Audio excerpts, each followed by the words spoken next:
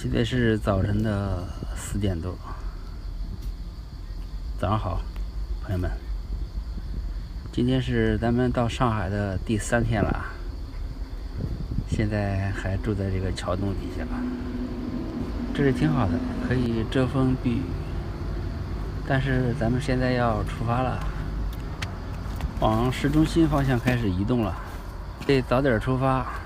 听说这边不让跑3轮车，鬼子进村，咱们悄悄地干活。出发了。咱们为什么往市中心走啊？因为这边太偏僻了。这里是青浦区，这边是上海的最边缘了，属于上海的农村了。这边找活干不好找，所以咱们开始往市中心方向去那边看看有没有合适的活。这2天其实咱们一直都没有闲着，都在网上找出租屋。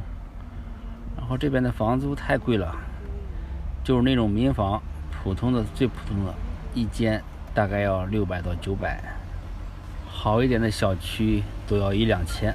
我勒个乖啊，受不了嘛！咱们走得太早了，现在街上基本上看不见人，咱们得趁着交警没上班，抓紧赶路啊！这里离市区还几十公里呢。是你要温柔，不做别的追求，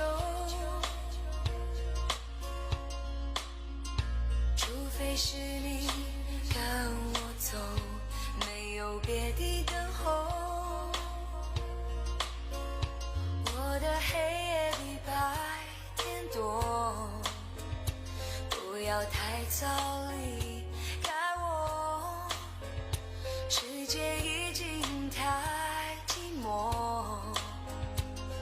我不要这样过，让我一次爱个够，给你我所有，给你我的让我一次爱个够，现在和以后。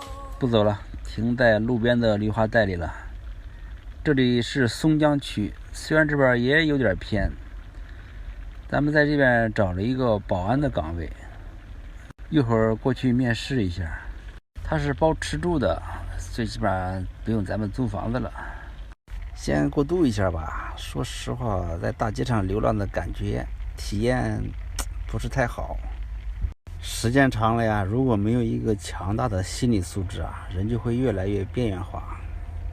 还得要找点事情做，回归社会。好了，感谢大家关注，我是航海，谢谢大家。